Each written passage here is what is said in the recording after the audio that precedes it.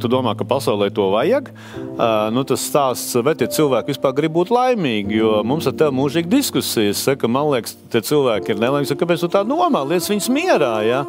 Kā tev liekas, vajag mums tiem cilvēkiem kaut ko palīdzēt, vai tomēr jāatļauj, lai viņi paši? Var parādīt ceļu, ka varbūt savādāk, un es atgriezīšos pie analoģijas par spoguli un izstādes, ko mēs nesen realizējām. Māksliniekam Reinim Dzadzilo ir brīnišķīgs darbs, tie ir spoguļi, kurus viņš izvieto dažādās vidēs. Mūsu izstādē viņi atradās Svetbankas 25. stāvā, kas parasti publikai ir slēgts, un tur ir fantastiska panorāma, un 3 spoguļi vienlaicīgi spoguļo gan tevi, gan to, kas aiz loga, gan tevi tajā otrā spogulī. Un tu saproti, ka katrā no tiem spoguļiem tajā mirklī, kad tu viņā skaties, tur ir patiesība, jo tas spogulis rāda tieši to, kas